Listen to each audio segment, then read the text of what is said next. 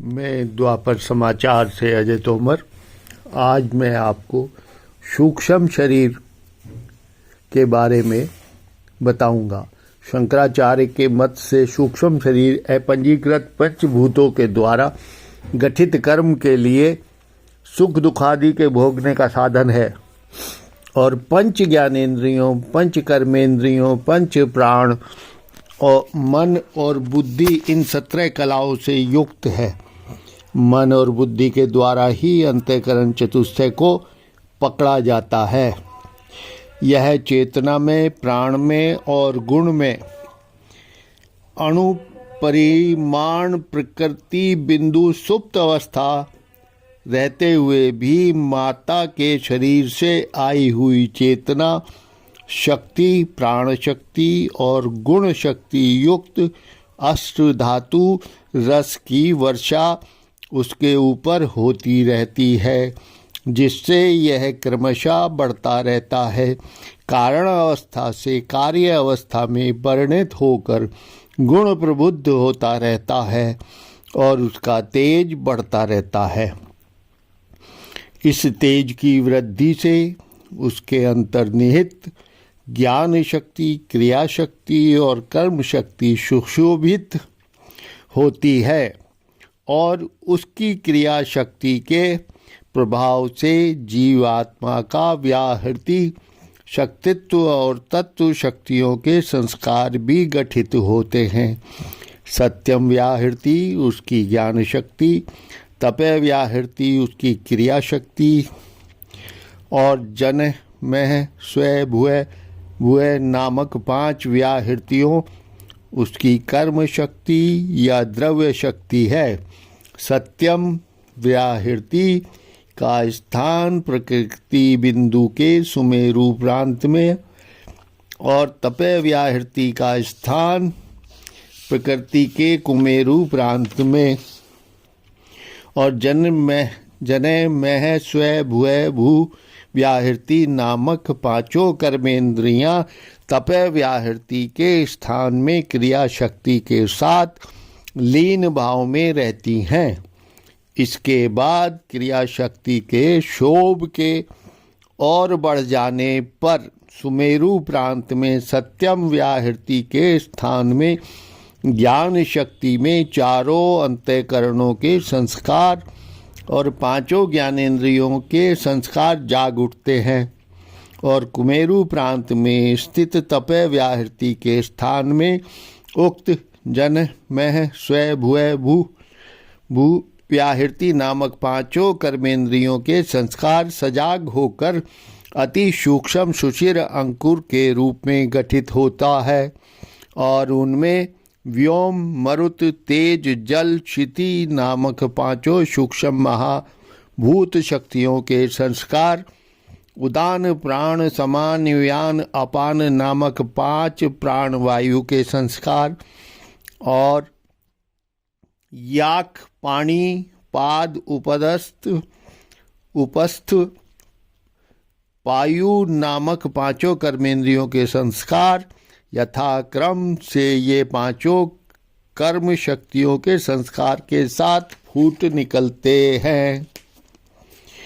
तब यह अंकुरयुक्त प्रकृति बिंदु जीवात्मा में सूक्ष्म शरीर के रूप में परिणत हो जाता है। प्रकृति बिंदु होता है उस सूक्ष्म शरीर का मुंड, अंकुर होता है और उस सूक्ष्म शरीर का मेरुदंड मुंड से लेकर मेरुदंड तक व्यापित अंतर्वर्ती छिद्र होती है।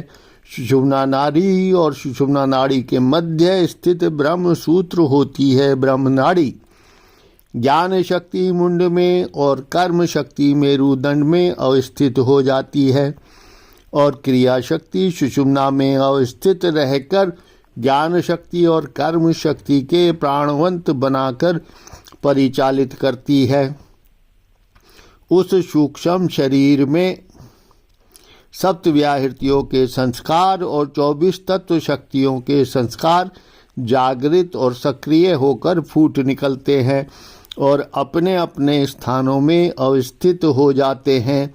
वे इस प्रकार हैं। व्याहृति शक्ति, सत्यम और तपे नामक व्याहृति शक्तियाँ, इन दोनों के संस्कार मुंड में यथाक्रम से सुमेरु प्रांत और कुमेरु प्रांत में प्रस्फुटित होती हैं, और जनेम में है स्वयभुभु नामक व्याहृति पंचक के संस्कार मेरुदंड में यथाक्रम से कंठमूल, वक्ष मूल, नाभि मूल, लिंग मूल और गुह्या मूल के रूप में प्रस्फुटित होते हैं।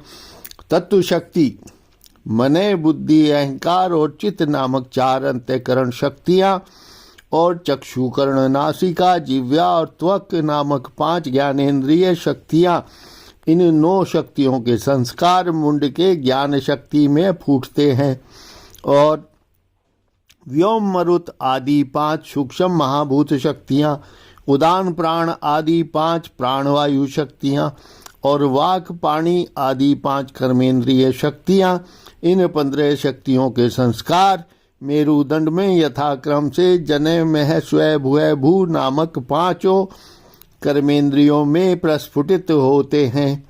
उस तेजो में सूक्ष्म शरीर में भ्रूण या जीवात्मा उक्त व्याहृति शक्तियों और तत्व शक्तियों के समूहों के संस्कारों के साथ स्वप्नावस्था में रहते हैं, और सूक्ष्म शरीराभिमानी आत्मा बनकर तेजस के नाम से जाने जाते हैं।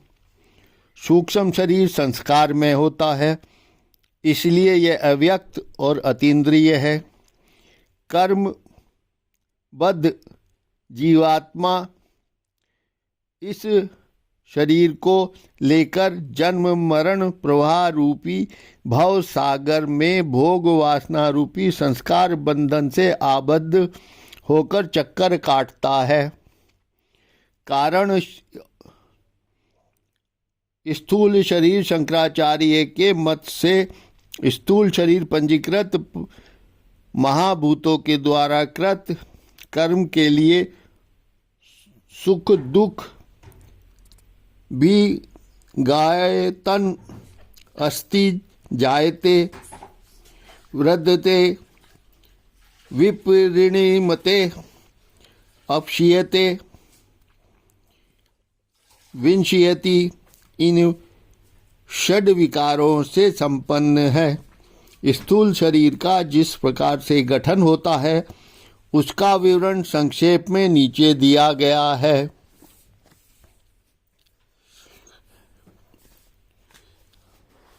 सूक्ष्म शरीर से प्रकृति के क्रियाशील होने पर उसकी प्राण शक्ति और गुण शक्ति को सक्रिय बनाकर और उन दोनों के साथ प्रवाहित होकर मुंड मेरु युक्त शरीर को त्वक आवरण से आवृत कर लेती है। उस आवरण में उक्त तीनों शक्तियों के युक्त भाव से क्रिया करने पर भी उनकी अपने अपने प्रवाहों की क्रियाओं के द्वारा स्थूल शरीर में मांसादि के साथ चक्र, पद्म, यंत्र, क्षेत्र आदि किस प्रकार से गठित होते हैं उसका आभास मात्र योग साधन से प्रयोजन के अनुसार बुद्धि और विचार से समझा जा सके। वह प्राण प्रवाह की क्रिया का विवरण, चेतना प्रवाह की क्रिया का विवरण और गुण प्रवाह की क्रिया के विवरण के द्वारा यहाँ पर व्यक्त होती है। अब अगले वीडियो में मैं आपको प्राण प्रवाह की क्रिया के बारे में बताऊंगा। धन्यवाद।